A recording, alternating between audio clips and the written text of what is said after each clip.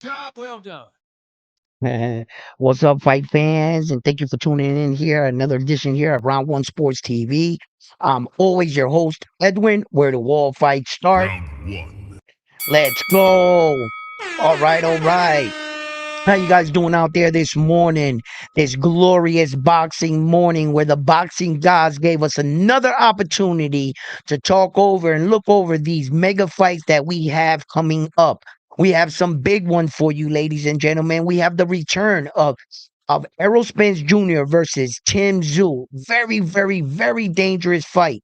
And I'm interested to hear what you guys have to say about it, your take on it, and the return of Jamal Charlo.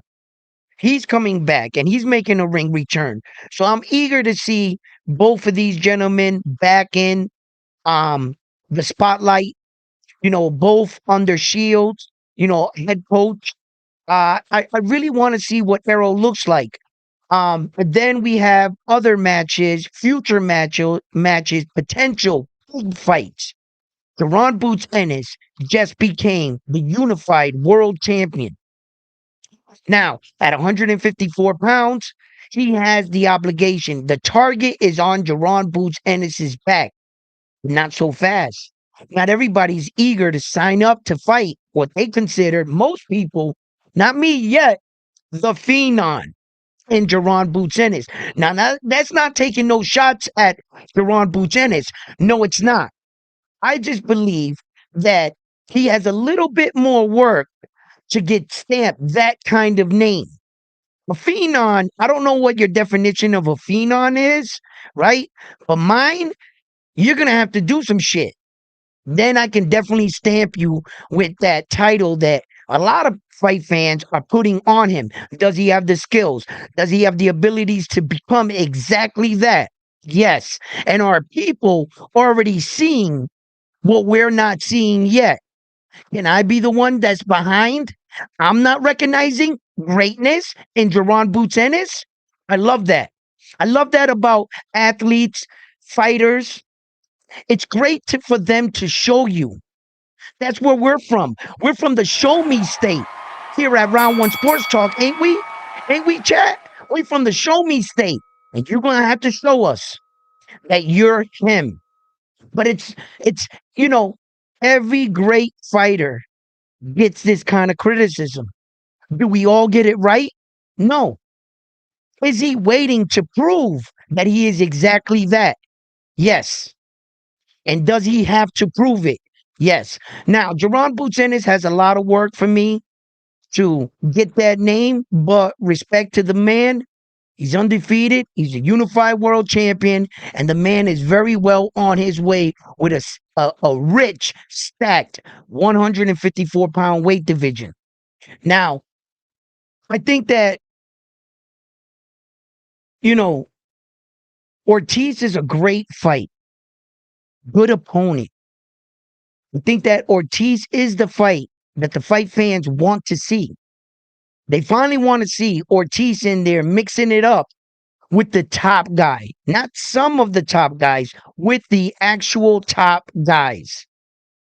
That's what they want to see because there's a lot of fight fans out there that are believing, okay, that Ortiz is him. He's just being blackballed or unfortunate events. They're not giving him the fights. They're avoiding him. Well, okay, Mr. Ortiz. Look, I can look past the fact that you were offered this fight. The reason why Xander and Jerron Bucenis mixed it up is because you couldn't work things out with your team. That's your fault. That's your team. That's your lawyer. Those are all your problems, ain't they? Okay. So I can forget all of that. I can forget the fact that Virgil Ortiz, once upon a time, some people feel he priced himself out to fight Jerron Bucenis. So I can look past all that. We're here now. It's the when and the where. It's the now. Fight fans will love you tomorrow if you announce this fight. Ortiz, everything will be forgiven, even forgotten.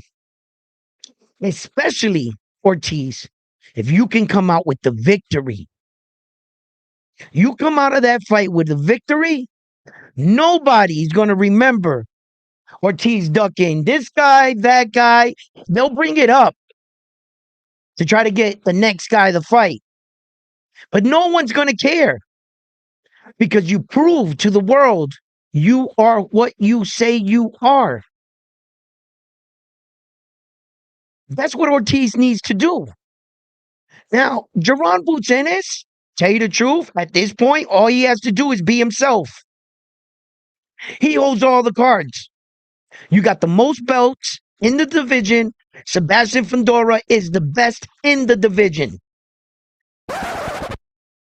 Yeah, I said it. Yeah, I said it. Say the truth. Jaron Butenis, yes. You are a unified world champion. You have two, you have more. Technically, you're supposed to be the best at 154. You have two belts. No one else has two belts. How the hell are they better than you? The problem with this scenario is Sebastian Fundora has more title defenses. And Sebastian Fundora, once upon a time, was unified. He vacated a belt. He wasn't stripped, he vacated. So you can't talk like they stripped him. Sebastian Fundora vacated. And when you vacate, you cannot be punished for it. So once upon a time, he did have two belts and he has more title defenses. Jaron Butenis has no title defenses on those two belts. The best 154-pounder in that division is Sebastian Fundora by Warrior standards. Yes. Yes, he is. He's the best at 154. Now, by accolades, like an achievement, Jaron Butenis, you got two belts. You got more. So on the outside looking in, you're going to automatically say that, but your two belts haven't been stamped yet, Jaron Butenis. You got to defend them. Once you defend the belt, you completed the ritual as a champion. Now you that dude. But you don't got a title defense on the belts. So technically, Sebastian Fundora is the best 154-pounder. Yes, he is. Opinion-wise, Jaron Butenis is. Star status, Jaron Butenis is. Skill-wise, the eye test, Jaron Butenis is. But what's right as a warrior, you can't overlook Sebastian Fundora's what he's done. You can't overlook it. So, yeah, he's the best there. You got Josh Kelly coming up here. Once Josh Kelly finishes his fight, I'll talk to you then about what I feel and what I think might happen. Because remember, look, Ed Hearn has two of the champions at 154. He has two of them. He has Josh Kelly and he has Jaron Butenis. Now, why would you take your two champions and put them against each other? Now,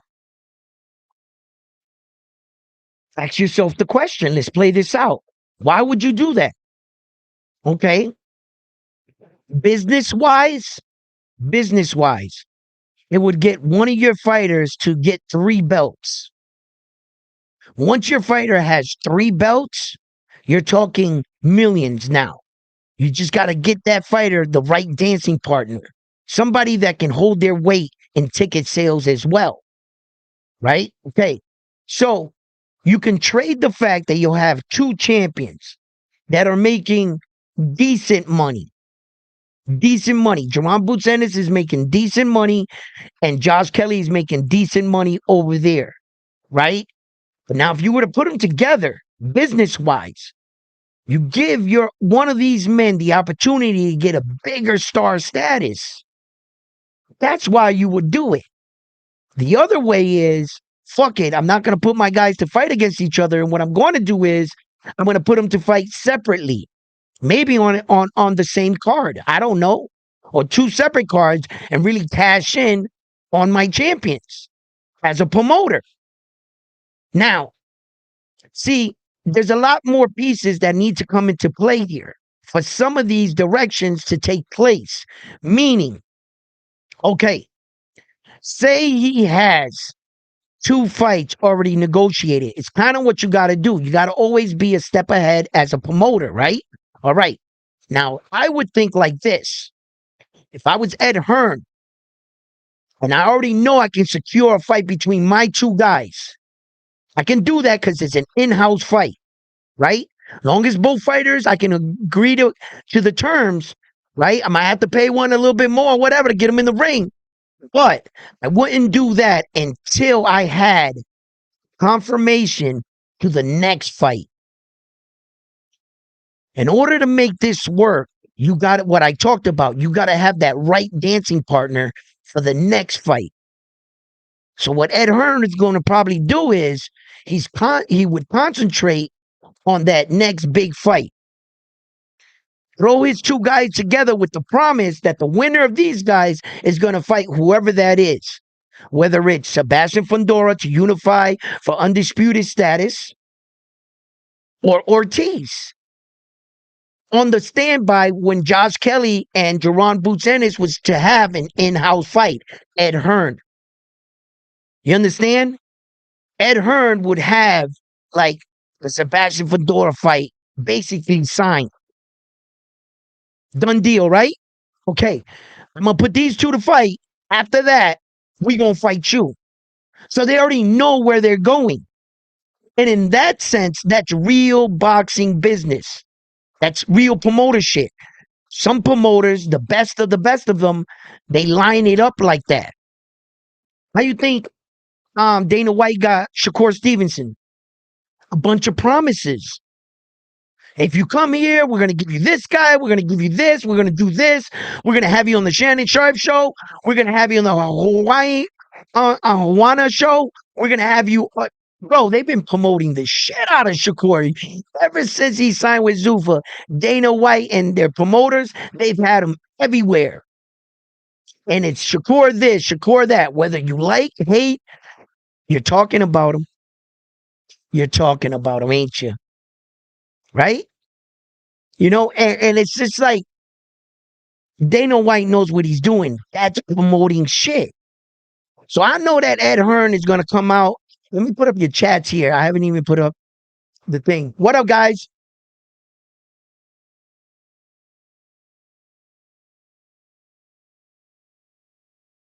Don't pack yourself up today. Good morning, round one and Frontline. What up?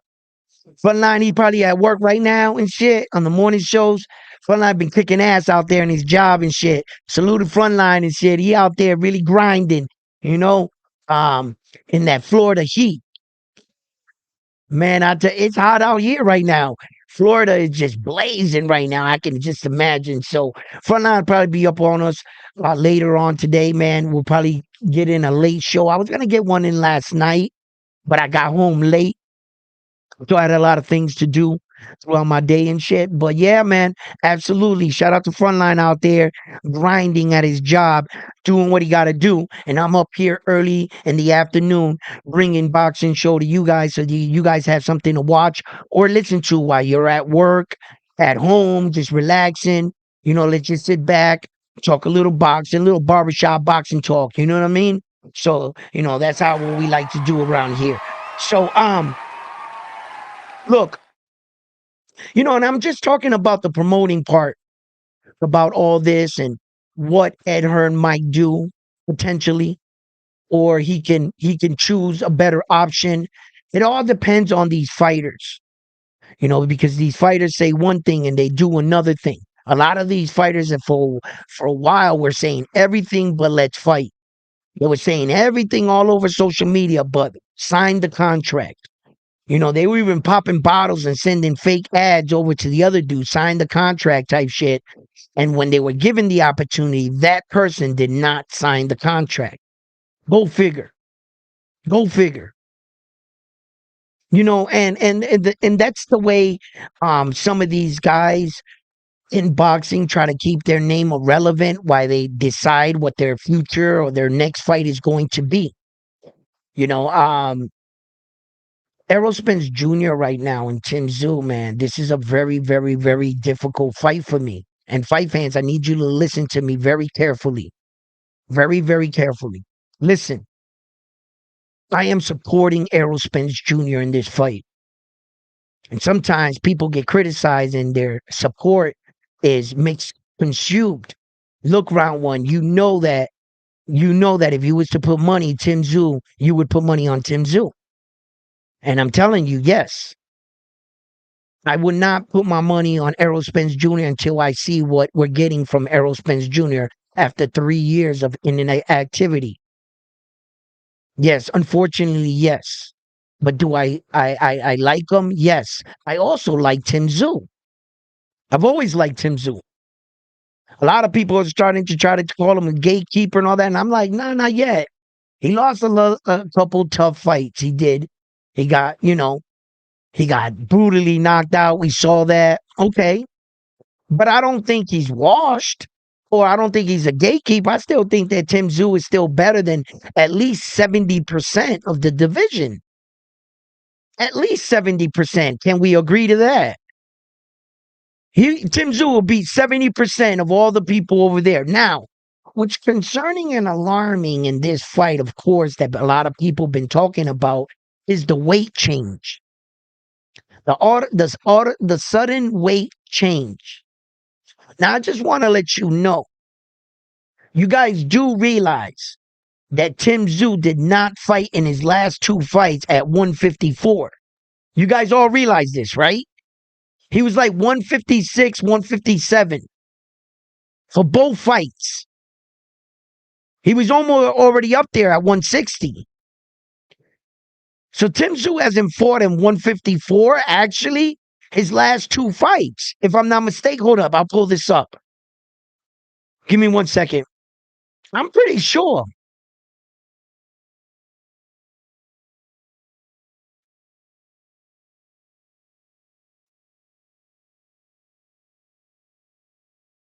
Wow.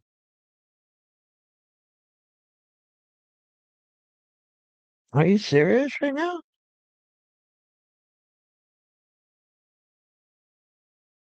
All right.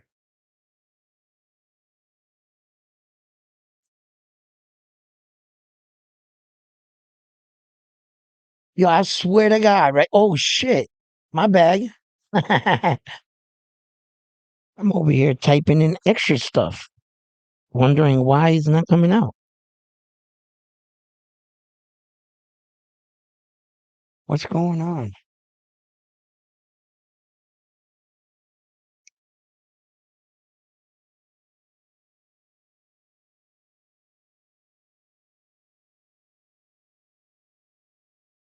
What's up with this?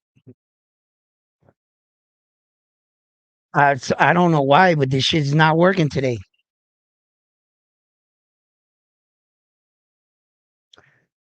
Uh, let's see here.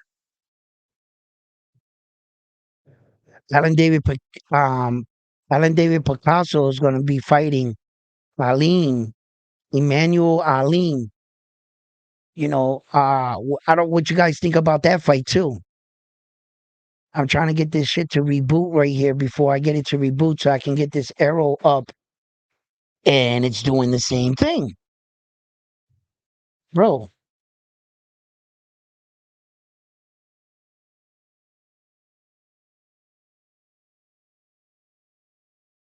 Oh shit, my bag. Maybe if I do this right.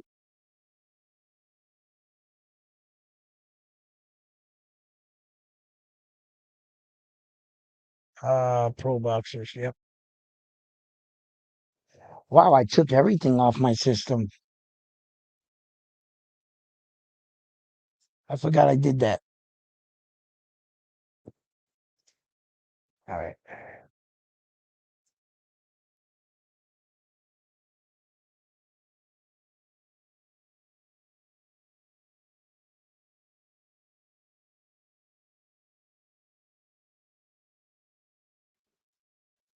It's not popping up.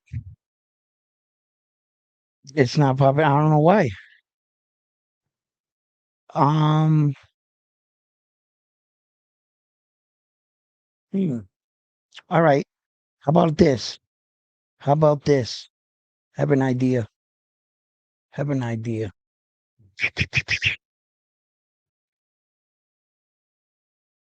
Okay. Yo, I swear to God, right? Here it is. Yo, I swear to God, right? Tim Zoo's family, as he was a kid in school, and you know when you're going through school, you're going through like kindergarten and shit, and they're teaching you how to write your name. I swear to God, their family just took a bunch of letters and threw it together and said Zoo, like Tim Zoo, like that shit. It don't even sound like it starts. It starts with a T, Zoo, like you know what I'm saying? They just threw a whole bunch of letters together and was like, "That's your name." Bro, it don't even make sense. It's Tzyu. It's like they took the last letters in the alphabet and threw his name together. Bro, like Gypsu's man, that shit is crazy, right? It is, it's funny. But okay, where were we? Errol Spence Jr. We were on Errol Spence Jr., right? We were trying to pull him up. All right, so I got Errol finally up. Um, damn. So his fight now is on July 26th, right? And the last time he entered the ring, it's July 26, 2026. The fight. His last fight was 2023, July 29th. So he'll be 3 days off of 3 years. 3 days off, 3 years, um, entering the fight with Tim Tszyu. And with 3 years of inactivity like that, nah, bro. Can't be comfortable and say, yeah, gambling wise, but morally, I like both of these fighters. I said it, but I really want to see the return of Errol Spence Jr. And I really think that he's good for boxing. He'll give us that spark. One of those like these kind of months and shit that none of the other stars are also fighting. And Errol got a pretty good star status, and he's a good fighter. But what version of Errol Spence Jr. are we going to get? So I'm just saying, like publicly, look, if I was going with my boxing intuition, what boxing has taught me, I'm going with Tim Tszyu. I got to go with the Australian on this one. He's the more active of the fighters. He's been, oh yeah, Tim Tszyu's weight, for his last fights, right? So his last fights that Tim Tszyu weighed in at, Tim Tszyu got in the ring. His last fight, 4-5. Jesus Christ, 4-5, 2026. We're fighting in month 7.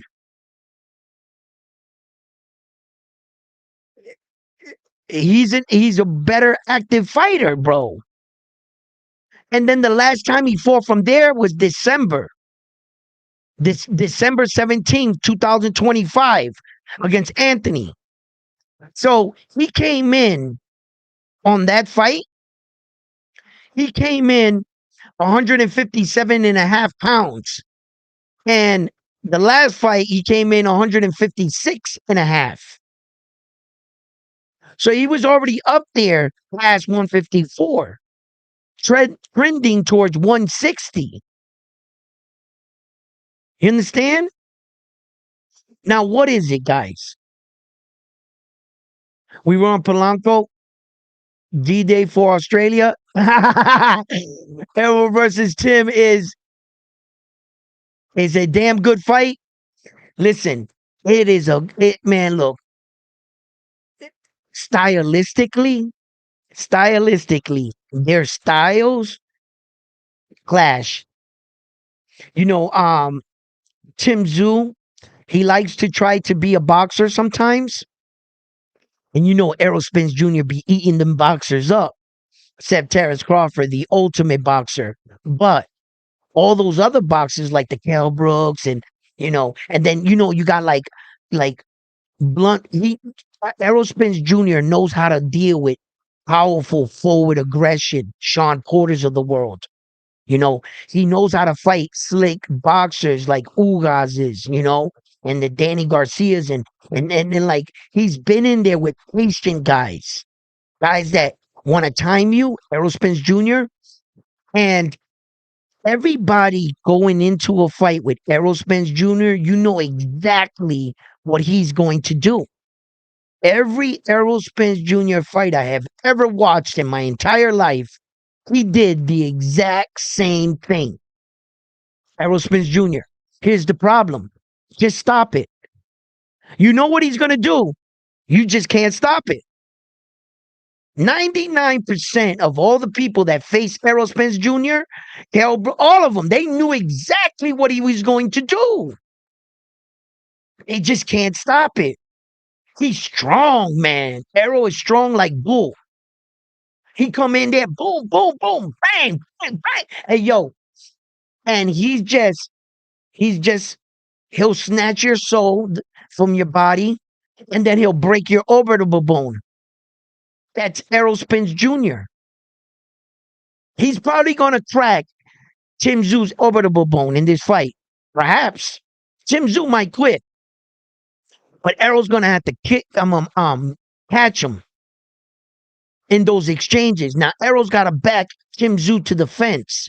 You know what I'm saying? To the ropes. My bag. To the ropes. Right? He's got to back him up to the ropes. And he's got to keep him on the ropes. And he's got to, like, bludgeon him. He's got to accumulate damage on Tszyu.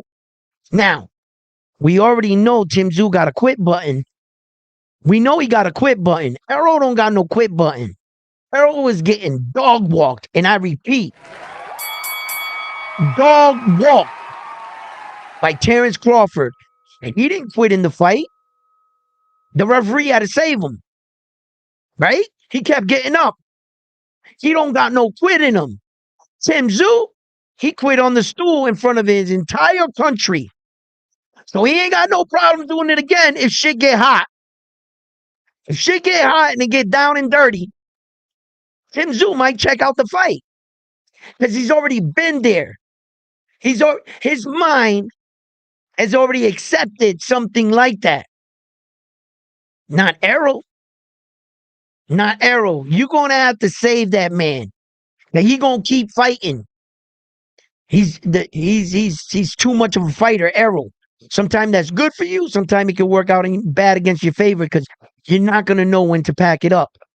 You're going to have to save the man. You understand? And I really don't want to see Errol Spence Jr. lose right now like this. Because technically, I said it. And I always felt like this. Errol Spence Jr., under your circumstances, not talking about any other fighter. Every fighter's case is an individual, case by case. They are the team, the fighter. That is the team. So case by case, I judge it.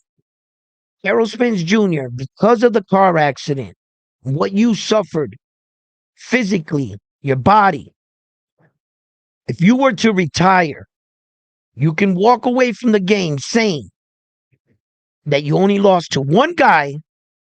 99% of everybody else you fought, you beat. That's not bad. That's better than not bad. That's fucking great. You understand? But if you come back and you suffer a loss to Tszyu, that really tarnishes your record. Errol Spence Jr., yes, it does. Because now you lost to Tszyu. As of right now, you can say you lost to the greatest fighter in your era. He was number one, you were probably number two. Right? You can argue that it took the best fighter in the world to beat you. But if you lose to Tszyu, you fuck up your resume. You do. Unfortunately, you do. And a lot of people can say, nah, man, multiple legends have two. Bro, you could try to fucking dress that up for your guy. Oh, Ali got more. He ain't no Ali. All right? Don't even go there. Some guys can suffer multiple losses. Errol Spence Jr.'s boxing record is not Manny Pacquiao's. They're not the same. They're not the same. They're going to hold that to Errol Spence Jr. They don't hold losses to Manny Pacquiao, Canelo Alvarez. Not those kind of guys. Errol is not that. And his career will not survive the loss to Tszyu. It won't. That's just the truth.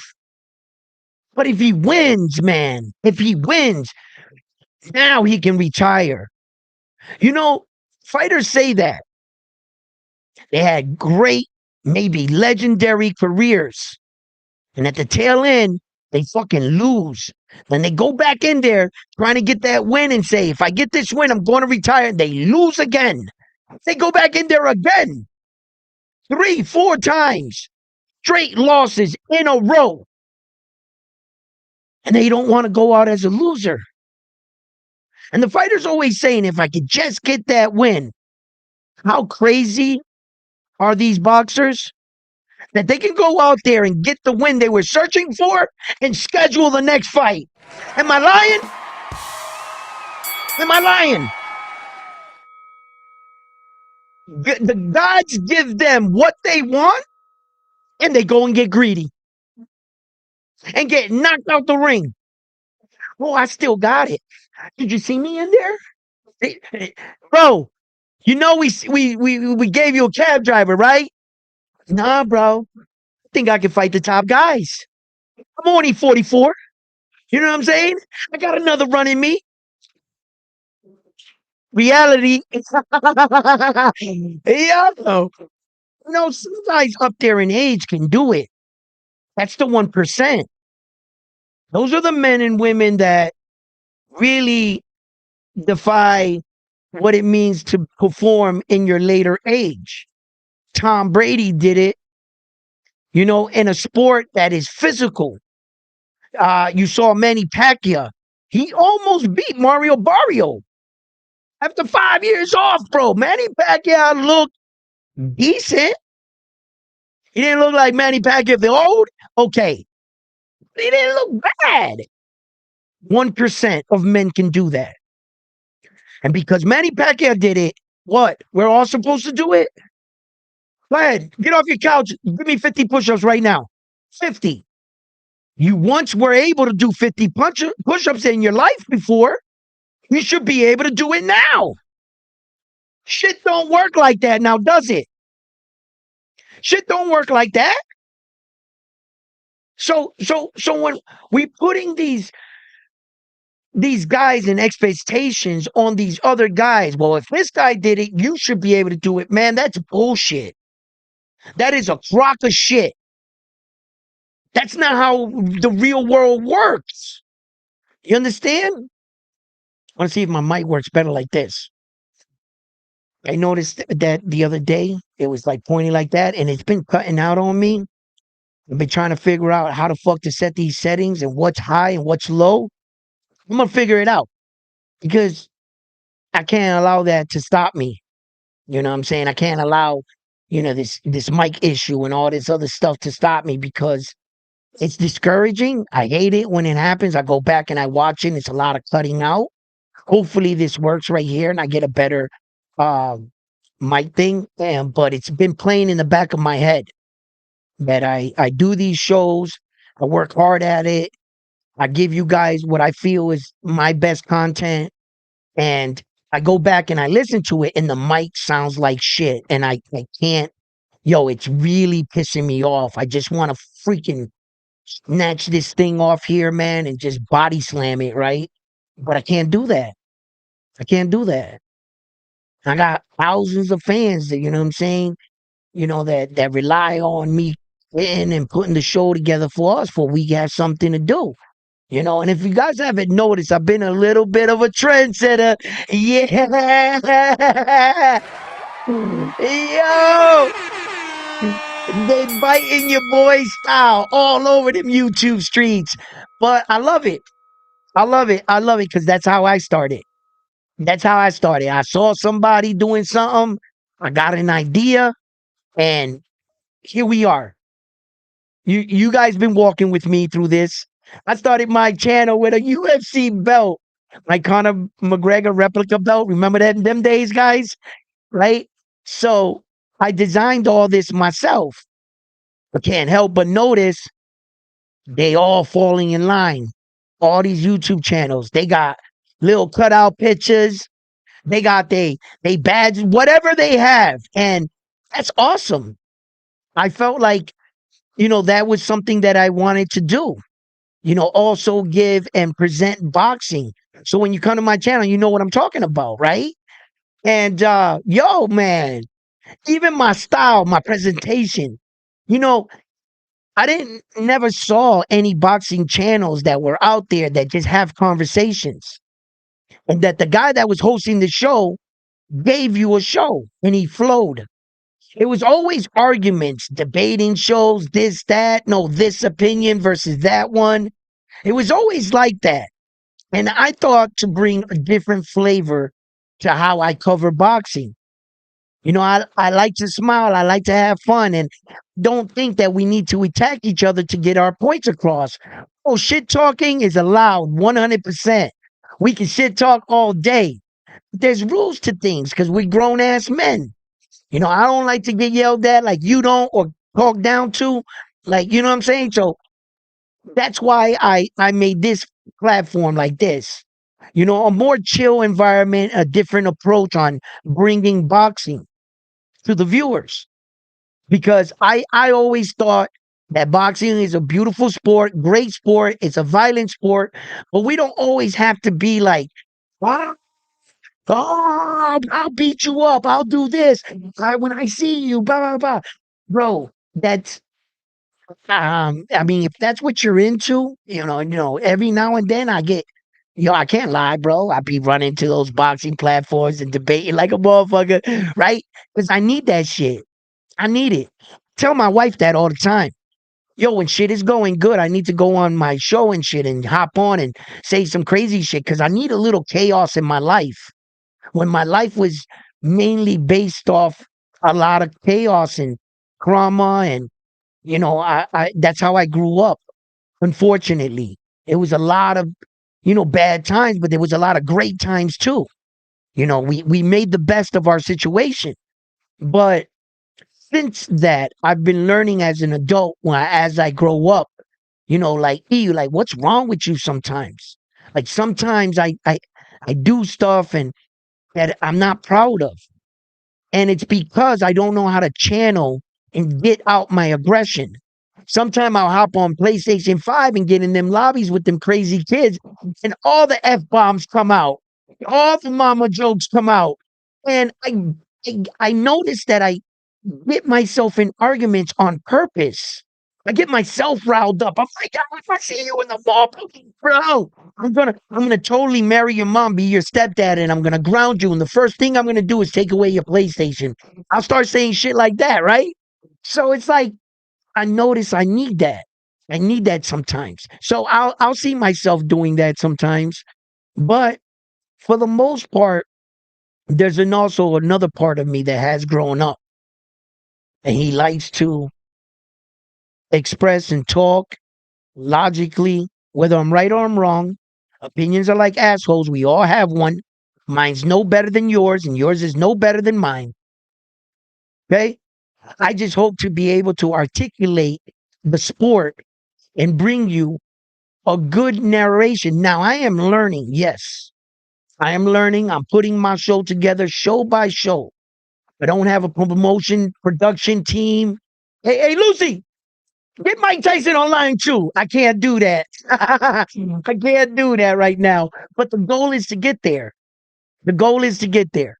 You know what I mean? And one day I'm gonna get there, man. You know what I mean? I'm gonna be sitting up there.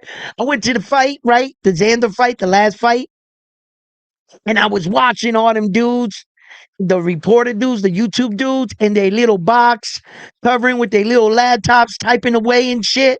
And I'm watching them and I'm taking notes. You know what I'm saying? I'm like, that's gonna be me one day. I'm gonna be right there. I'll be right there.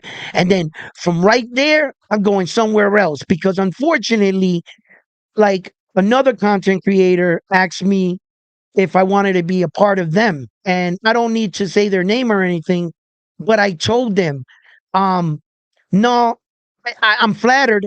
I'm flattered, and I thank you, and I thank you for the opportunity. I do because they are big, but I'm aiming much higher than that.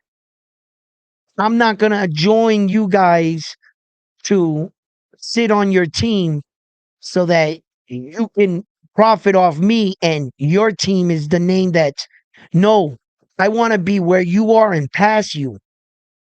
I'm not I'm not trying to go there. That's why when some of these offers and then I talk to some people and I just asked the question because I wanted to see what his reply would be. You think that I would be that guy that would sit there and sell your product for you? I just wanted to ask you if that's how you viewed me or if that's how you would, you know what I mean? So I just I'm just not, I'm learning different things and I'm not just diving out the window. I might be walking or crawling in this recording shit. I've been doing this for quite some time building this channel, but that's okay. I'm gonna get there.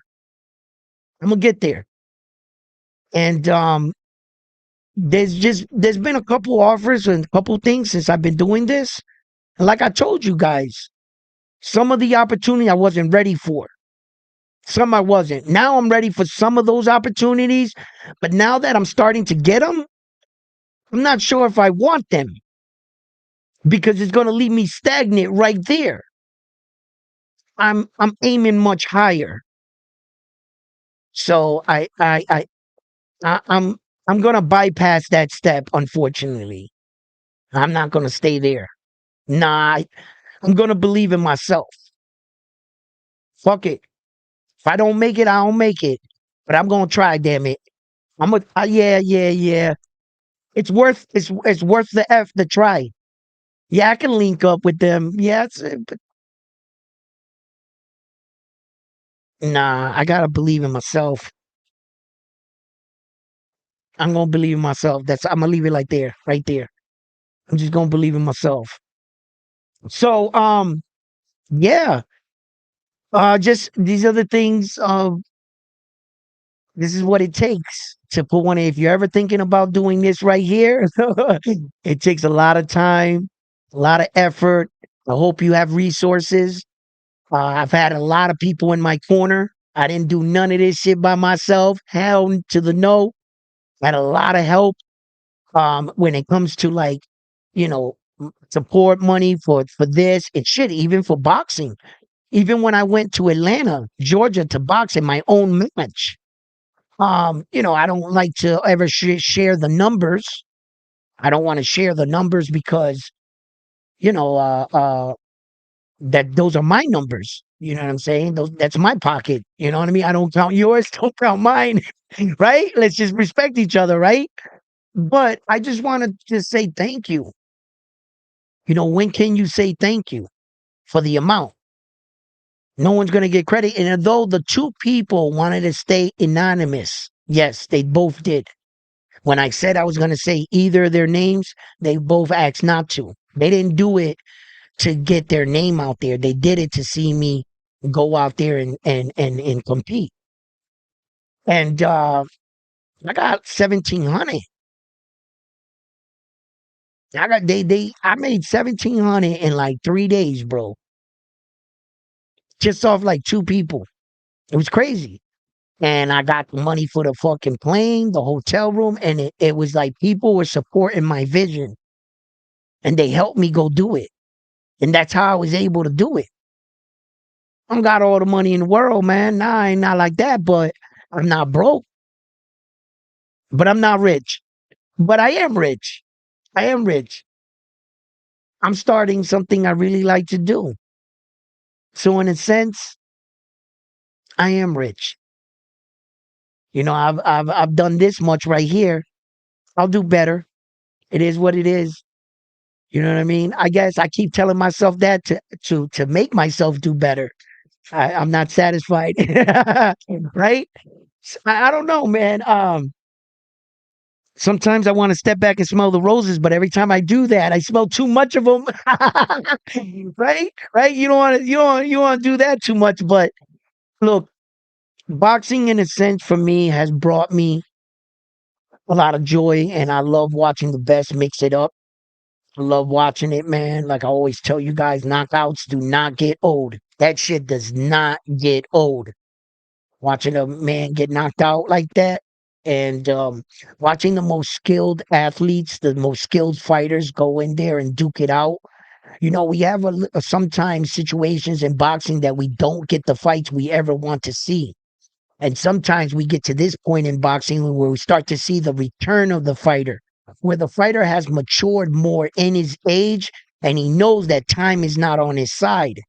Unfortunately, the kind of motivation, the kind of determination that you're seeing in fighters like Errol Spence Jr. now, he should have had that fire before he flipped that Corvette. I bet you now he wouldn't go out there, be drunk, flipping his Corvette. Now, would he? No.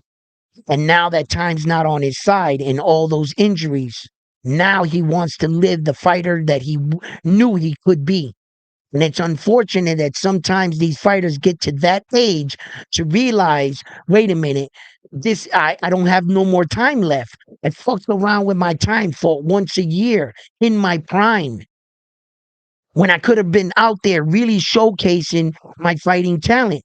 That's what I'm saying about Jerron Boots Ennis, that if Jerron Boots Ennis and Ed Hearn was smart and they really wanted to capitalize on Jerron Boots Ennis' star status, they need to get his ass back in the ring quick.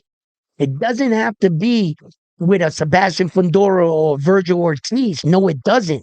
But he put a title defense on those two belts and his face. See, when you're looking for an American face to take the torch when Terrence Crawford just exited boxing, the Americans have been looking for that next star, that next guy to come up and pick the torch up. Jerron Boots Ennis can really capitalize on his market right now. And if he ever wants that status as being like one of the top gate sellers, big money makers, and things like that, Jerron Boots Ennis, get yourself in the ring. All those fights that we say, oh, they say they want to see the best fighting the best. Well, meanwhile, while the best fighting the best fights are being made, in between times, fight some of those other guys. It's activity. It's what the fans see. Did you see Jerron Boots Ennis knock that dude out? What was it? Just 2 months ago? And then 4 months from that, did you see Jerron Boots Ennis knock out that other guy? As long as they yelling Jerron Boots Ennis' name, and you're providing knockouts and violence with that, you're just not talking Jerron Boots Ennis' name all year about potential matchups, waiting for him to get in the ring. You see, we're Americans. Americans they're fast. America's like this, right? When you watch your NBA team play, you can't wait to see them win next Saturday, next Sunday, next Wednesday, next whatever. And the season keeps going. And the endorphins in the fans stay alive because they're seeing you more. They're going out. I want to see my team play. I want to see Michael Jordan. I want to see Tom Brady. They don't know if they're actually witnessing the next phenom. Then you become more eye-catching. And people are starting to travel like, oh, shit, Jerron Boots Ennis is fighting again? Like, let's go. You know what I'm saying? You're becoming an attraction. And the way you can do that is really capitalize. Plus, that torch is right there. You see, each country tries to take their star and use that star to pass it to the next star in their country. If you haven't noticed this in boxing, Edwin, what are you saying? Round one? Let's break it down.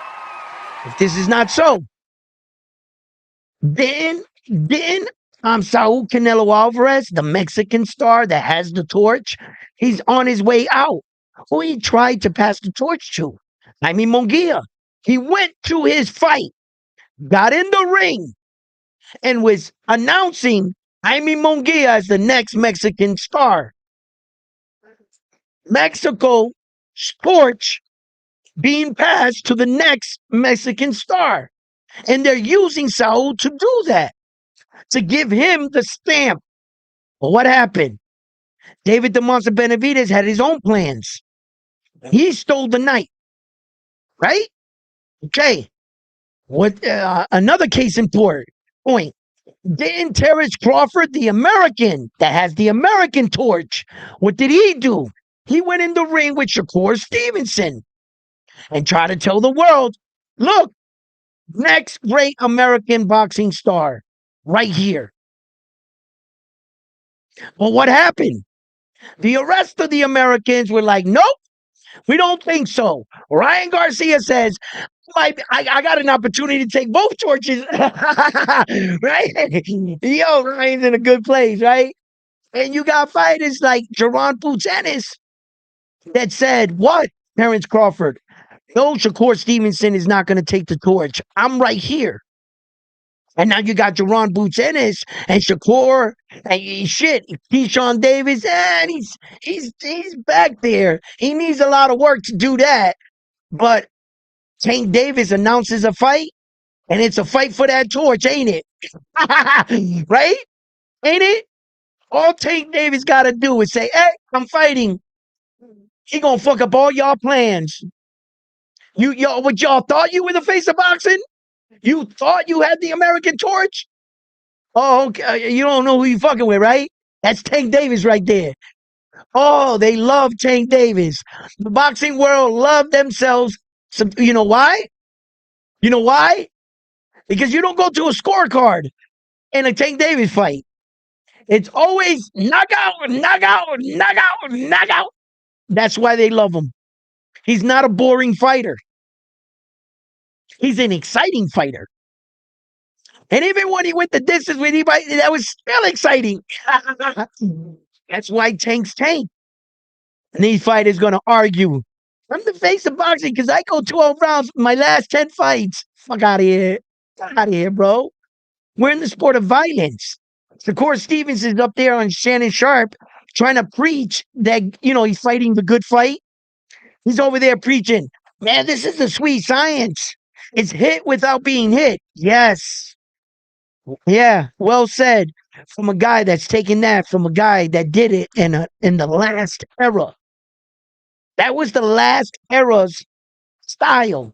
And Floyd made it. And then that era started sweeping into you ever see how one fighter can change boxing? Or one fighter can change a sport, right?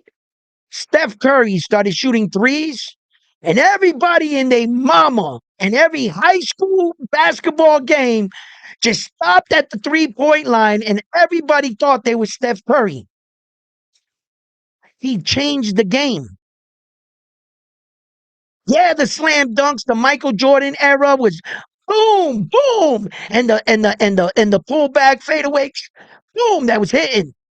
But Steph Curry was the type of player that changed the game. Floyd Mayweather changed boxing. He changed the game to the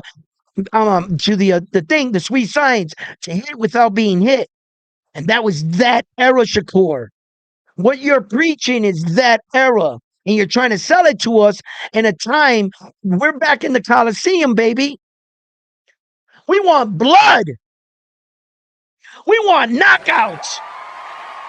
We don't want to see no 10-round hug fest where that you end up after the fight on the worst boxing match in boxing history with the fewest punches ever thrown in boxing history.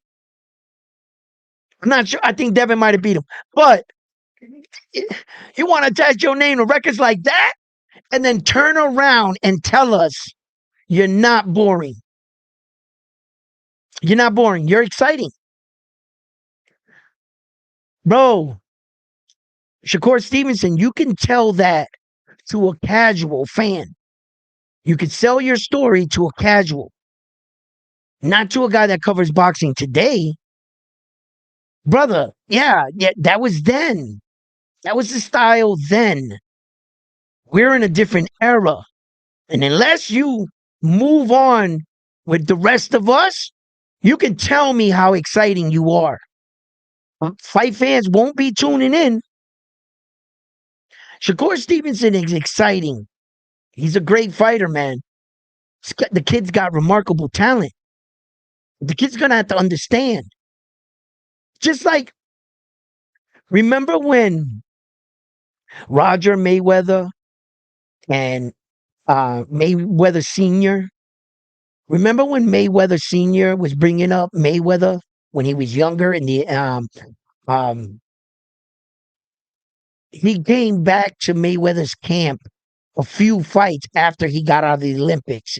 Floyd turned pro. Roger and that other dude was coaching him. Then his father got out of jail. When his father got out of jail, Floyd's style changed again. Now, Floyd's father, Floyd Sr., he believed heavily on the pull counter system, hit without being hit. That his son, if he wanted to, no one would touch him. He was right. He was right. But when Roger was training him, right? Uh, and his other uncle, they were all the other two uncles, the other two brothers, they were training Mayweather. Mayweather was a different fighter. They believe fights are won by punches landed, not from walking away from the smoke. Then you saw Mayweather in some fights. You even saw Mayweather with a bloody nose against that dude in New York. Remember that fight with the dude with the leopard? He had like leopard pants on and shit. Mayweather had some pretty decent fights where he stood and like the truth about Mayweather's style. Mayweather did. There's like out of the 50 fights he has, out of the 50 fights Mayweather has, there's about 5 fights that he got on his bike and ran a little bit. There's like 5 of them. The other 45 fights, he stood there, traded and banged with everybody. Then even the fights where that he was going away from the using his feet and his movement, Mayweather had an understanding. He knew what was working and what wasn't. See, a lot of people, they don't know how to break down what Mayweather actually did, his style. For instance, Mayweather is most famously and commonly recognized for the Philly shell. Well, it's the Mayweather shell. It's not the Philly shell, it's the Mayweather. He enhanced it, right? And he would get into the Philly shell. But what a lot of people didn't observe, and they just, I don't know, I guess they were so wazzle dazzle when he got in the Philly shell. They never actually studied when he would do it. Mayweather would only hop into the Philly shell when he knew he had the fighter controlled. Mayweather fought in a high guard like this. Mayweather fought like this.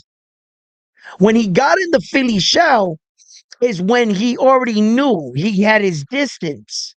He had the timing and the distance down. He went into the Philly shell and used the pull counter and outsmarted, outlanded, and shot. And that's when he would hop in it. But he would stand his ground right in front of the fighter. He never ran. When he was standing in front of Shane Mosley, he was standing in front of Shane Mosley like this, just trying to slip punches. Mayweather wasn't moving. So a lot of that, like those 5 little fights, when he fought Madonna the first time, Mayweather was using his feet too much. He was evading, going backwards, going to the side. And I felt like Mayweather was losing the fight. Yo, no sooner that I remember myself saying that, yo, I think Mayweather's losing this fight. The very next round, that man came out and stood right in front of Madonna. He didn't move again. Every round after that round, like the first 6 something rounds, Mayweather was moving around, moving, shuffling. and he was just fighting, and he was getting tagged up. And he tried that pool counter. Madonna knocked out his tooth. That tooth went right. That shit came flying out. Mayweather's tooth. And then Mayweather said, "Ja, right there." He was smart enough. His ring IQ. He knew what he had to do. He had to stand in front of him, and he did. He did, and he outboxed him for the rest of the fight. He beat him. Madonna, man, everybody wants to give him the moral victory. Nah, Madonna, because he did that good against Mayweather the first fight. The second fight, he was outclassed. He didn't have that intensity no more. I don't know what happened. But the first fight, he really, and that's why a lot of people will try to give those guys those kind of wins, like, they'll force those knockdown conversations. Oh, Terrence Crawford got knocked down. His glove touched the canvas. Technically, it did. But what's on paper, no official knockdown has ever been recorded on him. Now, on the other hand, there has been an official knockdown in Mayweather's career. Yes. Yes, there has. Remember that time he had the white gloves on and he punched the dude? He had him looking like he had like his whole shit right here busted up. The Mexican dude, this whole shit was like this fat on a Mexican dude. And Mayweather, I think, broke his hand right here. Mayweather hit him, boom, and went like that. And he touched his glove, and the referee started counting. 1, 2, 3. That's an official knockdown on your boxing resume. Yes, it is. Yeah. So technically, Mayweather could been knocked down in a fight. Yes, 100%. Yep. And Terrence Crawford has not ever. That's what's on paper. I'm not going to argue what happened. I saw what happened in Terrence Crawford fight. I got 2 eyes, but what's written in the history books? In 100 years from now, no knockdowns. What do you want me to do?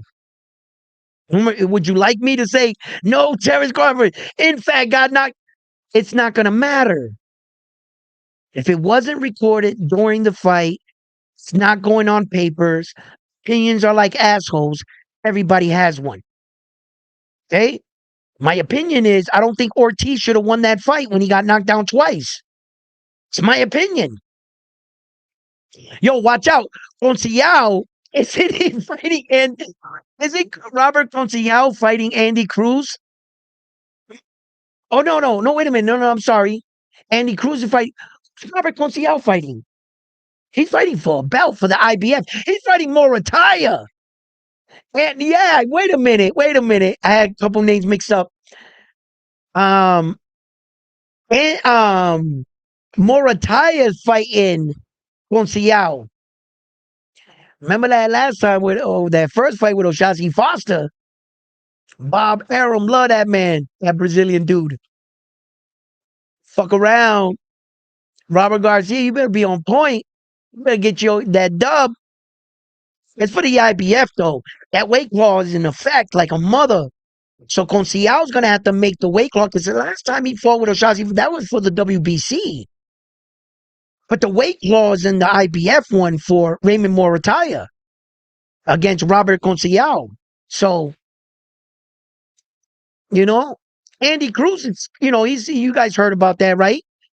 Andy Cruz, Robert Bell was supposed to schedule a fight Andy Cruz. He got the call, moving up. I guess this is for another title eliminator. Oh, no, shit. Wait a minute, guys. Wait a minute. I think Andy Cruz is actually fighting for a real belt right now. There's been some upgrades going on behind the scene. This guy's fighting for this guy's belt. Just like the Schofield with Tank's belt. Tank is officially now the champion in recess, which I once said one time, once upon a time on the Boxing Voice. It's like, yo, ain't Tank the champion recess? They act like I had three heads. What the fuck is a champion recess? You don't know what you're talking about. Really? Tank champion in recess. Jesus Christ. This is what it says right there. You know what I mean? So, and the fact that, what I was saying, Schofield's fighting for the real belt. He's fighting for Tank's real belt. So after the Schofield fight, one of those guys is going to be the real champion. How does this work? How long did Ray Vargas was the champion in recess for the WBC? For like 2 years, it felt like, right? Felt longer than that.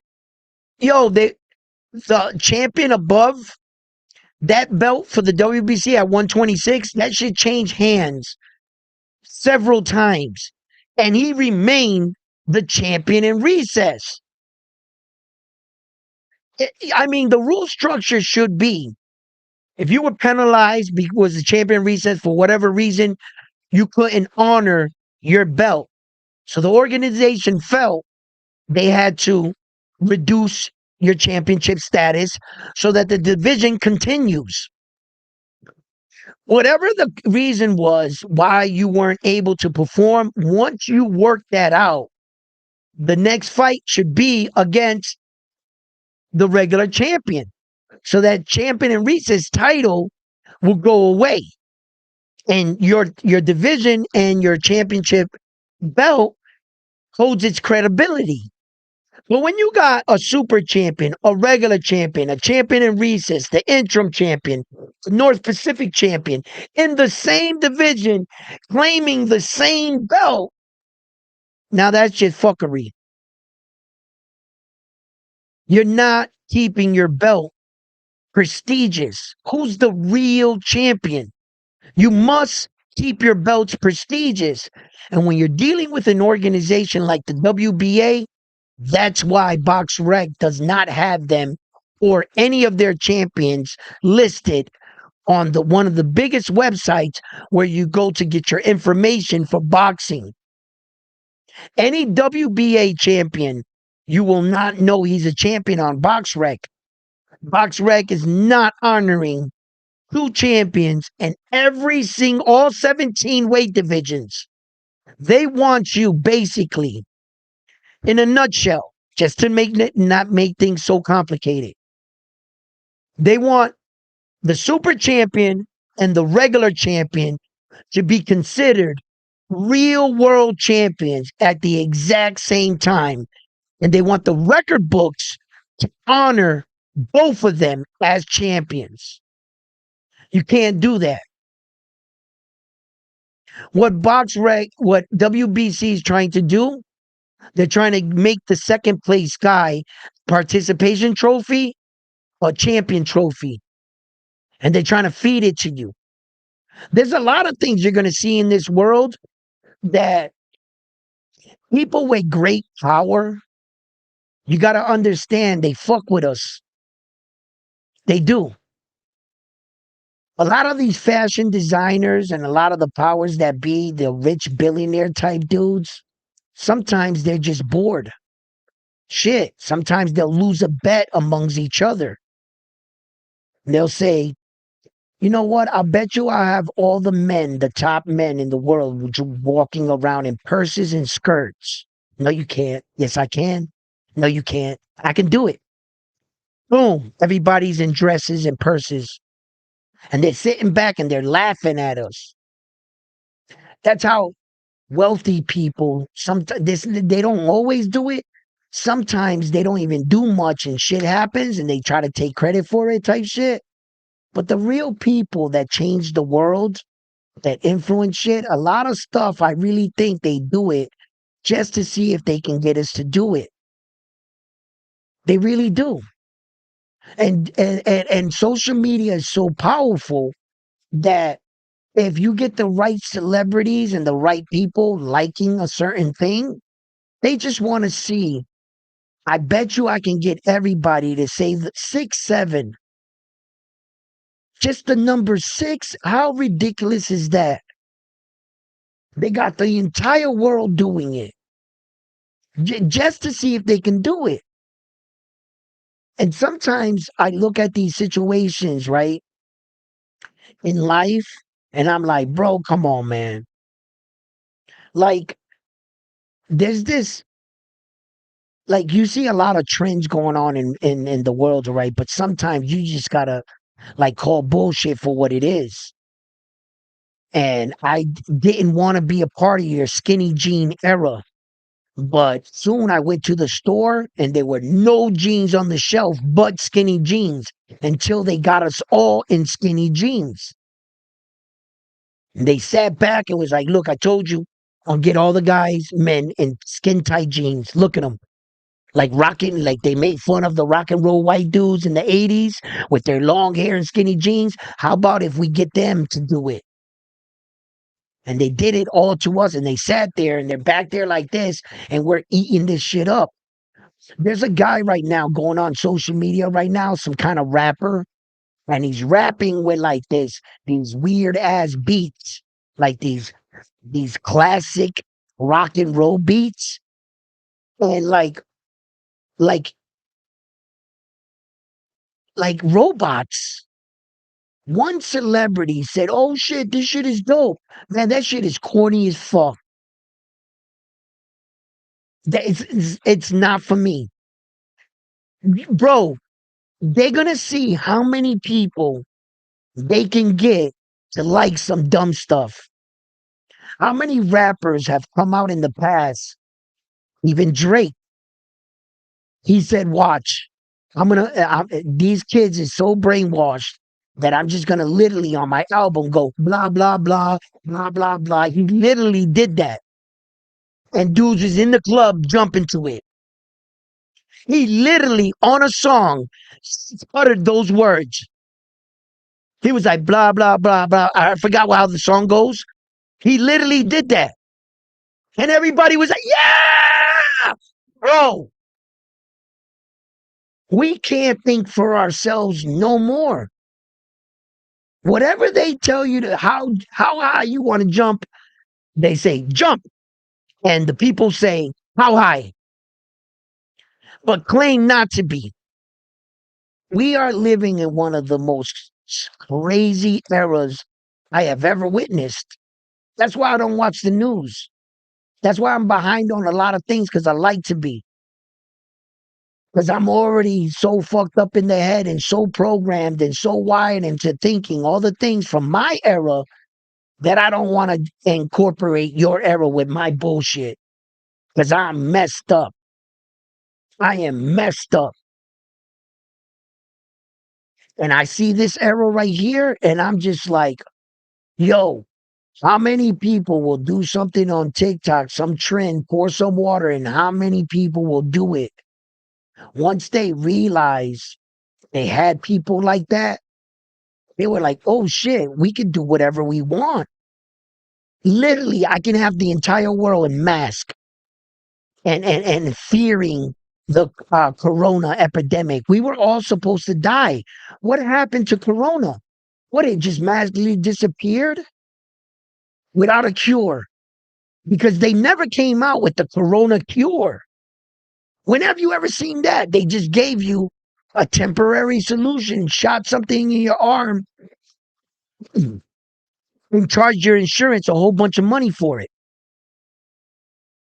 That's all they did. It was like a money grab. They went and invented a thing, put us in masks, gave us a serum, and doctors made shitload of money off nothing. And mysteriously, by itself, went away. When it was supposed to be so contagious, so life threatening, that we couldn't even be around each other.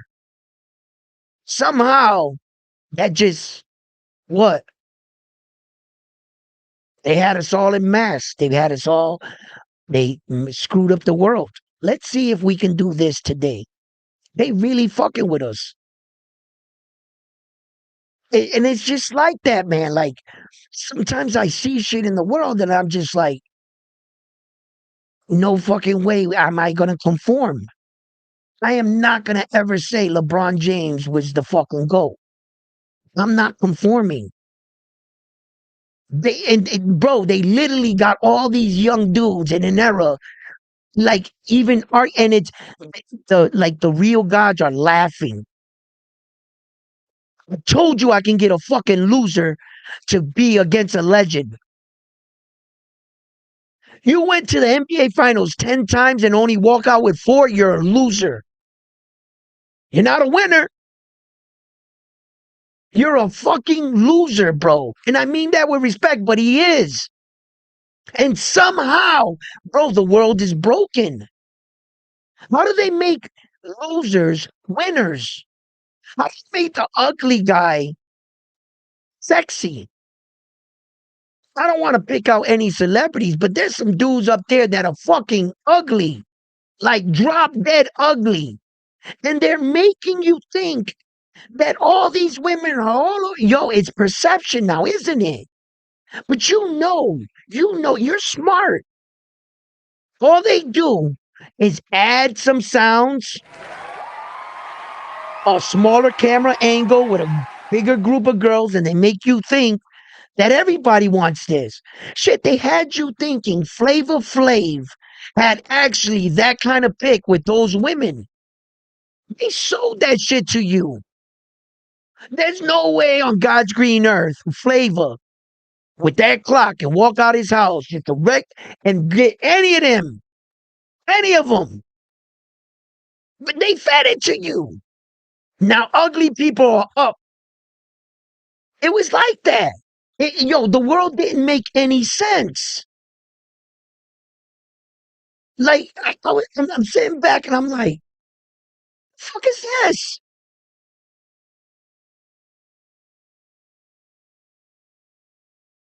They got us.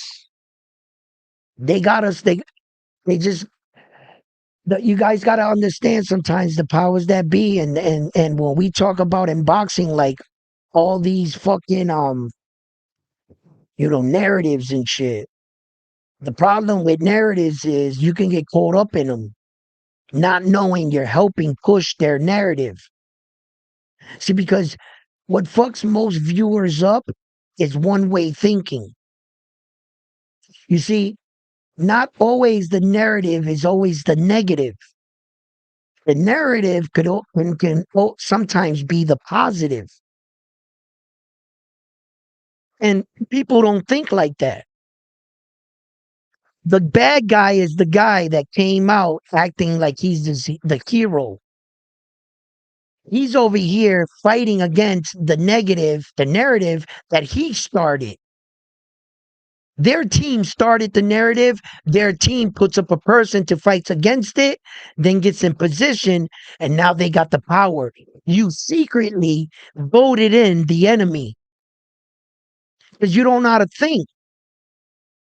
You thought when he came with the gifts and the little hey and kissing the baby and all that and saying the right thing, that's our guy.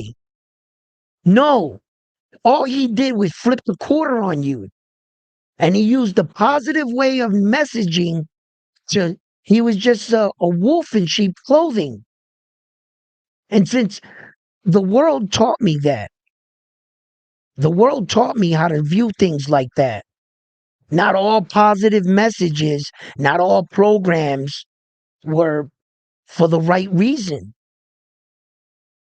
They put in these clinics inside of these neighborhoods. They say we're gonna bring these clinics, these health clinics, to you, and that you don't have money, so that you guys so you don't got the money to travel out and get better medical and stuff.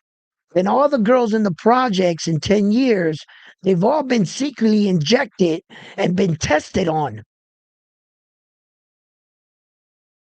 And you guys came with how, oh, we're gonna help you. We're gonna help you cure that sickness, and we're right here for you and your family. And it was you guys that were fucking testing these guys, and then it comes out later. Then you hear this commercial. Were you ever in the clinic on April and Madison Street? Did you ever wear a patient there? Well, are you experiencing? And they start breaking, and you hear that commercial. And you're like, what the? They pesticides and weed whack. What was that thing? I got an ad the other day. Roundup, Roundup spray. If you were using Roundup spray, you're entitled to a major lawsuit that they just won. Fuck you mean Roundup? That shit y'all been selling on them products on them shelves for years? That you told us that this was the stuff that killed that? They got us fucked up, bro. Real fucked up, and they got us doing dumb shit and following dumb shit. Bro, I could not believe I woke up this morning and that rap song of that dude where it's like a mockery of all the rappers that take that shit serious. Rap is an art. And if you follow that, they got culture, they got the way, they got flows. This dude is straight shitting on rappers. Like he's a clown. And he's coming out and he's gonna try to tell you that it's his own style, his own flow. No, if we wanted to be in their music using those beats, we would have sang like that. The reason why we made our own beats and we rap to this rhythm because that's called rap. And you're gonna go and take our our culture and just because you can, bro, you're fucking literally saying a big fuck you to rap. All the rappers that ever came, you're clowning rap. You're saying, look, I can be so stupid. My lyrics, my bars, everything can be off, and everybody's still gonna like me. I'm because I got celebrities saying this shit is kind of fire. That's all I needed. And watch how these people eat it up. Watch. And I can't believe it sometimes, bro. Yo, I be saying, so, one, you need to start some gimmicks or something. Start doing some shit. I don't know, man. Start doing some. I need speed shit. Yeah, jump off into the camera and shit. I don't know. Start racing grandma down the street and shit, running up on her. You slow, grandma. You slow. You know what I mean? It just uh, because just pure bullshit, bro. Maybe I should. Man, I don't know, man. I just watch the world as I sit here and I just be watching like the years go by and I'm just like really like thrown back like the fuck dudes want to get in skirts for? It's like it's cool to be like with another dude like that. I guess it's your choice. I'm not saying that anybody's choice is your choice, but the other day, right, I was on watching TV, right? Well, I wasn't watching TV, I guess a streaming service. That's what I call TV nowadays, right? Streaming service. Okay, so I'm watching the streaming service and I was watching the comedy shit, like sketches and jokes and shit. So there was a sketch where the girl walked up to introduce her mother to her boyfriend. So she walks up and she's like, "Mom, this is my boyfriend." And the mother's like, "Yeah." And then the mother's like, "Well, then who's that other dude holding hands with him next to him?" And he was like, "Oh, mom, that's his boyfriend. His boyfriend doesn't like me, but I don't like him, but I'm with him. And it's okay that he has a boyfriend." And like the joke went off.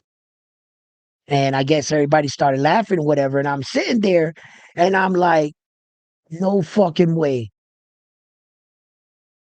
No, that's how low we're going. We're like taking the bar and we're bro, like sometimes when I think like we can't get no lower as a society, as like the Americans and shit, we just really go there, bro. Don't we?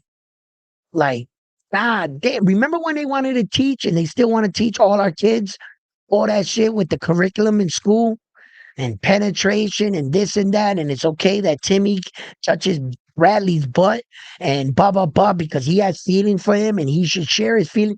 Bro, they was putting that in our schools and shit. It was getting fucking crazy, right? And I look back and I'm just like, they just want to see how far or how much they can get away with what they can do to us. How stupid are we? Bro, he literally said blah blah blah blah blah blah and they bought his album.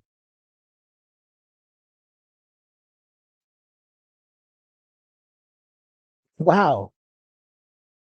Wow. Well, hold up. Let me see if it works. Thank you for tuning in here. Another edition here, Round One Sports Talk. I'm your host, Edwin. Blah blah blah, blah blah blah, blah blah, blah blah blah, blah blah. Right hook, blah blah. Terrence Crawford, blah blah blah. Errol Spence Jr., blah blah. Tank Davis, blah blah blah, blah blah. Keith John Davis, blah blah, blah blah. Um, blah blah. Naoya Inoue, blah blah. Let me see if I get 1 million views. Yo, give me them likes, bro, because you know I was just dropping that hot fire right there. You know it. Yo, I'm going to try it. Why not? If you can't beat them, join them. I don't know. I might start another show. Start like a conversation show. What do you guys think about that? Might start another YouTube channel. Just talk about other shit, just not just boxing and shit.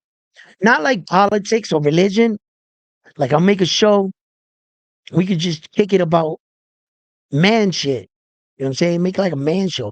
Now I don't want to exclude the girls and shit, but there's just a lot of world things we can talk about.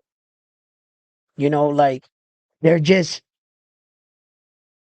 I have a lot of thoughts about the world and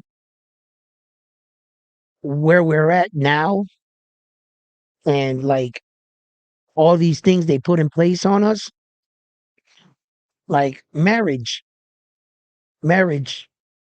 Uh I was just talking about this with my wife the other day. I don't like talking to her about a lot of stuff at all, and I was hearing her talk about marriage and shit. And I was saying to myself right then and there, I was saying marriage was something that was put in place for slaves. That's what marriage was designed for that the slave that was working on them Egyptian pyramids and shit had a companion. That's what it was for. Then the thing behind it was that if you kept them with the woman and arguing, distraction, doing the family thing, they were distracted and they would never look up to what the king was doing. Marriage was never designed for us to be married to women, men. We were never supposed to marry, take wives, never. We were supposed to just live and have any woman like a king. The kings understood that. That's why they always had 10 wives. They never argued or debated with. Whenever a woman talked too much, the king just simply got out the room. Or if he was on her period, he put her in another room and he'd go to his next wife that was in a better mood. So the king was able to change. He was never burdened with the arguments or the a woman coming back from the outside and sharing with the king all her anxiety. King walked out on that shit because that shit is stressful for a man. So they figured out, wait a minute, if you could keep the man fighting, arguing, and keep him with one mate, that was for that was designed for slaves, marriage, so that you weren't alone. And then when they saw how powerful of a tool marriage can be, we don't get along. And then what you were supposed to do, you're supposed to what they did was in order for marriage to become stressful, See, because they were seeing that they were still happy. And what you had to do is you had to alter it, right? You had to switch the job titles a little bit around. That would fuck a marriage all up. Like this. This is what I mean. A woman is never supposed to cook. She was never made to cook. She was made to nurture, to take care of the child. The man was the hunter. He's supposed to hunt the food and cook the food. But in today's era, what you do is you put the burden of cooking and chores on the woman on top of her taking care of the kid. It's going to put an overwork load. Then what you do is you don't let the man work only 20 hours. You make him work 40 so that he's exhausted and he can't cook. So our actual human traits that what we're supposed. Have you ever gone to a restaurant? Ask yourself, who's the chef? Who cooks the food in Denny's? Who cooks the food in all the restaurants in the world? Men. We're designed. We do that. We hunt, kill, cook. But what they had to do is that they had to overwork the man. So when he came home, he didn't want to cook. And the extra burden fell on the wife. She's not designed to do that. When she's fighting against, she's not happy at home, where's that going to push the woman? Outside of the house. She starts taking manly traits. The whole thing is fucked up. Marriage is so off that is one of the things in life that does not work that we keep promoting. Statistically, there are more marriages that end in divorce than there are that stay together. It proves that marriage does not work. Why do we keep doing it? It's for a reason. To keep you locked in for we don't look up. You're too busy. Instead of letting women do what women was designed and basically to do. You're not, you got to put over stress on the woman. Because you got to break her first.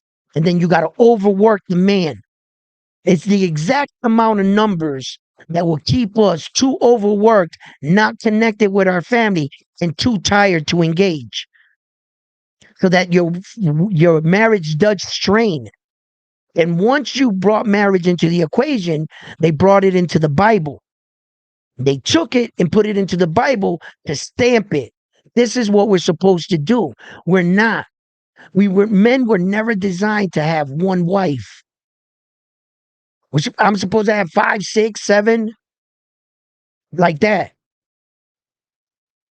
We until men live that plateau and then they get that and they want to settle down and do that, whatever. Because, and then like the women, like there's too many of them.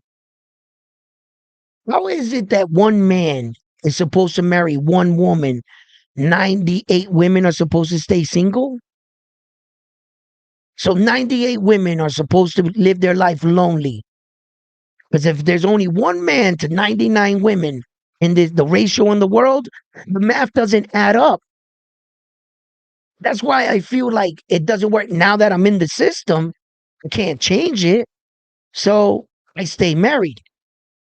But it's because that's the way we were brought up. But technically, I don't think we were supposed to at all.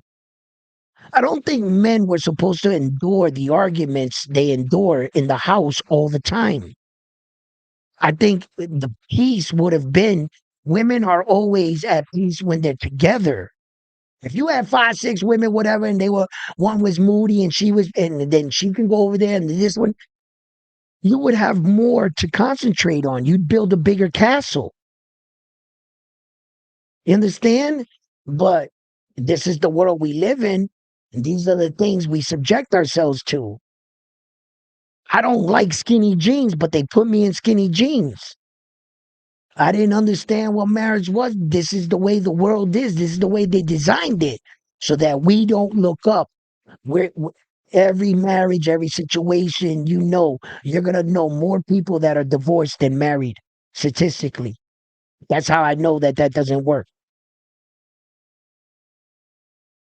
The proof is right there. Do the numbers. Does this shit work? No. No, it doesn't. I want to search for my soulmate. Get the fuck out of here, bro.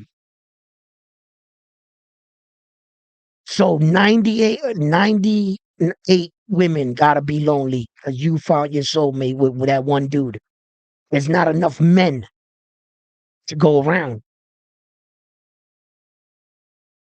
It just the world like really was made in like these unique like there's a lot of scenarios and things that happen that people's conformed and they're put in place to be conformed. They're so embedded into us. There's no going back. I don't think. I'm so fucked up, like fighting against a lot of their conformity and everything like that. Like I look at shit, I'm just like, look, I fell for shit. I didn't think things through. I got older. I saw the different perspective on things and shit like that. And I'm like viewing shit and I'm sitting back and I'm just saying there's a lot of shit like that out there. A lot. And I be sitting back, I be wanting to talk about it sometimes, but I got a boxing show. So I don't be so I want to like start another show, I think. And you like sit back and like hear you guys' thoughts on this shit. It's just the truth, man. It's just the truth. And you want to know something? I found out that the only place in the world that really like takes this one wife shit is America. The rest of the entire fucking planet, the rest of the world, them dudes they be doing it right. They got multiple wives and shit, and it works. I see why it works. Less headaches, less argument, less fights. And when a woman wants to tell her story, she has another woman to tell it to. The man doesn't want to hear that shit. But another girl will sit down and talk with her all day. And if there was five of them, they can kick it. And if everything was out on the up and up and on the front and we're not hiding anything. It's not like I'm going behind her back, her back. We got sleeping arrangements, shit like that. That shit'll work. You want to tell me about your day? Go tell Sarah Jean or whatever, or Martha or Kathy or whatever her damn name would be. Why don't you go tell her? That's what I got her there for. Go talk to her. I'm over here doing my thing. When I need you, I'll come get you. That's it. And it doesn't mean to like need you when I just sexual. No. Shit. The man might want to talk. Sometime when I need you, I'll come talk to you because I need to talk to you about something. You know? Or I need your advice on something or your taste on something. Or you know what I'm saying? Shit like that. But and then men forgot a lot how to like cook and shit. Men are better chefs all over the world. And we need to show our young men how to cook, how to be better chefs and shit and take care of yourselves and cook for your family and cook for your kids. But it's hard when you're working that much that the man doesn't want to come home and cook because he's not going out and hunting anymore because the world changed. You understand? But if the man was only working 20 hours a week, he would have more time to himself, to his family. There'd be more grills out there popping off, shit like that. And it's just like but now we live in a world where marriage is what the end game, I guess. Women are like, I want to get married and stuff. That's where we are. I don't think we're ever going to change that now, but damn, bro. I don't think we were supposed to be there. Nah, man. It's like they gave the man the one thing they needed to tame him. A woman, a companion. God gave us companion. He never told us how many companions we should have. They just put that in the Bible to make it official. Another person wrote that in there. I don't think. No, bro, it's like a new rule comes out every time, or a new legend, or a new something, or a new angel, or a new devil, or a new thing. They just keep adding on to the bullshit. We just, we as a society, we just accept it. Oh shit, did you hear about the Nephilims? This and that? Wow, they came out of left field, didn't they? Oh shit, it's not just Jesus. Marilyn Merklin was actually the Jesus of the Jesus. Oh shit, it's gonna turn into something. Trust me. Trust me. They always add onto something, onto something, onto something. It's the same thing they did with that marriage shit, bro. That shit right there is something I truly step back and I look at it from the outside and I scratch my head and I'm like, why are we keep continue to do this if it doesn't work? Why if the numbers don't add up, why are we settling with one? When you could see the men that are like the billionaires and the rich, and it's funny, like women say, I want to marry somebody that has the same amount of money I have or more. Lady, don't you know those guys that got that kind of money? They date 5 women. You could be in their stable. Those kind of men don't marry women. And the ones that do already got older and did all their now they want to settle down type shit because marriage is acceptable and it's one of the things that are viewed as good, right? So if you do it, now society views you as a couple or a power couple. So some marriages are arranged, some marriages that's what I'm saying. Like that shit don't make no sense. The numbers alone kill it. Fuck you mean there's not which and I ain't gotta be in this room hearing you all day. You got somebody to go talk to? Man, they wanna overload the man. We deal with work, we deal with her, we deal with the kids, we deal with the fucking fact of the stress of the bills and everything else. You're fucking too overloaded to even look up and see what's really going on. It's just some things, man. But I'm not knocking marriage. It's fucking here to stay. I don't set the rules. I'm just telling you what I think, what I see. I'm not sure we were supposed to do that. But we're here now. We here now, ain't we? It is what it is. I don't know. I might have to move to Europe or somewhere. Where they got them 10 women marriages and shit at? Where everywhere. Fucking Japan. The sultans and shit. They got like 100 wives and shit. They do it right, bro. And it's like they made freedom for the rich and powerful.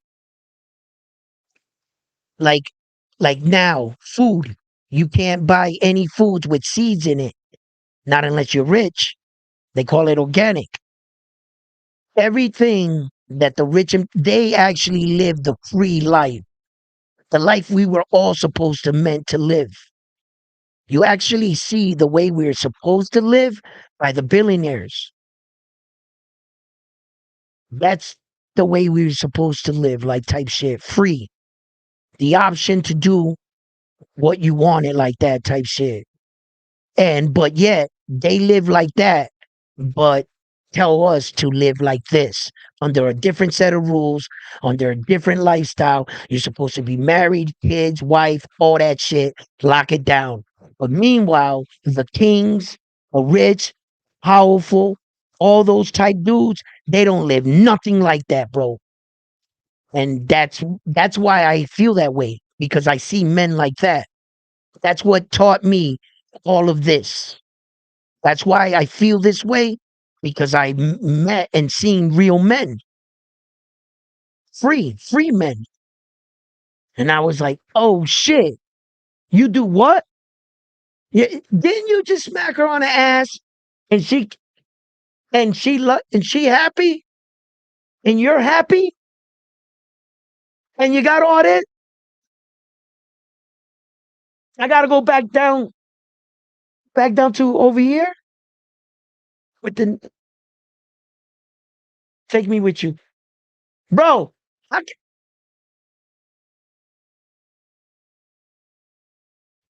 it is what it is, man. It is what it is. All right, fight fans, thank you for tuning in, locking in. I think I'll make my own show on another channel or something. Talk about other shit than boxing. Got a lot on my mind. Talk about crazy shit. Talk about the moon and shit. Why was it red the other day? Hey, red. Did you guys see that moon? I looked at my wife. I was like, yo, that's a blood moon. Somewhere out there, the vampires are fighting the lichens, the werewolves, for the fucking survival of the earth. You don't even know it, all right? That's a motherfucking blood moon. Yes. Ah, we laughing. Anyway, fight fans, thank you for tuning in. Having a wonderful day.